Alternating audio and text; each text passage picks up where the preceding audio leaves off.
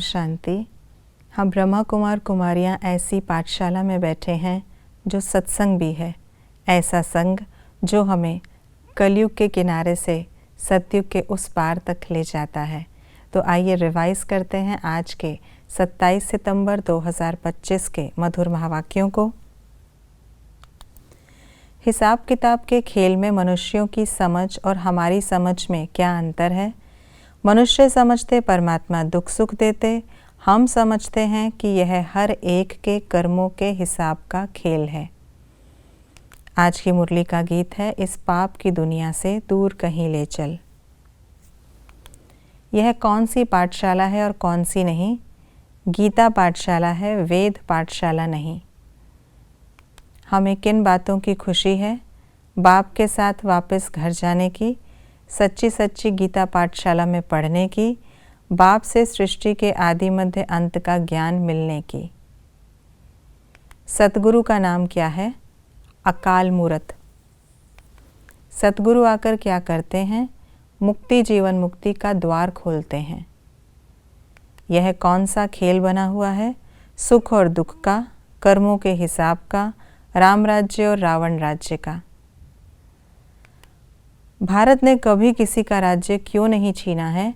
क्योंकि भारत असल में अहिंसक है। कौन सी एक बात बुद्धि में रखनी है? एक शिव बाबा, दूसरा न कोई। पहले नंबर में पुरुषोत्तम कौन है? लक्ष्मी नारायण। अनेक जन्म विश्व राज्य अधिकारी बनने का आधार क्या है? अभी परोपकारी बनना। विश्व कल्याणकारी बनने का आधार क्या है? अपनी सर्व कमजोरियों को सदा काल के लिए विदाई देना। आत्मा सेफ्टी का अनुभव कब करती है?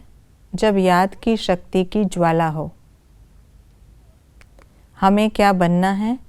सहनशील, परोपकारी, मायाजीत विजयी, विश्व कल्याणकारी, विश्व राज्य अधिकारी, सर्व खजानों के विधाता। संगम युग में क्या होता है? पुरुषोत्तम बनते, अच्छी मत मिलती, सच्ची कमाई होती, एक बाप का संग मिलता, नए झाड़ की स्थापना होती, श्रीमत पर राज्य की स्थापना होती, सतयुग का आना और कलयुग का जाना होता। किसको क्या कहा जाता है?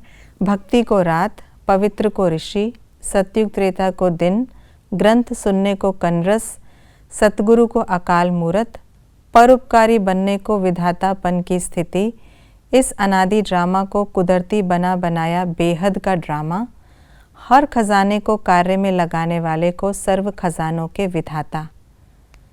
आज की मुरली के अनुसार कॉन्ट्रास्ट की बातें इस प्रकार हैं।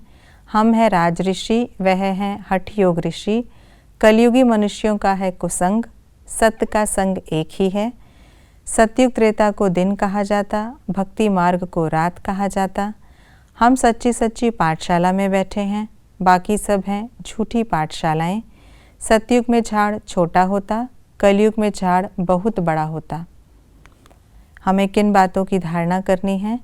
एक बाप पर कुर्बान जाना, बाप की याद में रह सच्ची कमाई करना, विश्व की बादशाही लेने की मेहनत करना, बाप जो अच्छी मत देते हैं उस पर चलते रहना, हाथों से काम करते बुद्धि से बाप को याद करना, सहनशीलता का गुण धारण कर माया के विघ्नों में पास होना, विशाल बुद्धि बन इस बने बनाए ड्रामा को अच्छी रीति समझना, स्वयं, साथियों और अन्य आत्माओं के लिए ज्वाला रूप याद का किला बांधना। ये थी आज की मुरली की विशेष बातें।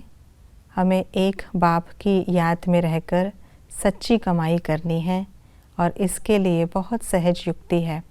हाथों से काम करते हुए एक बाप को याद करते रहना। ओम शांति।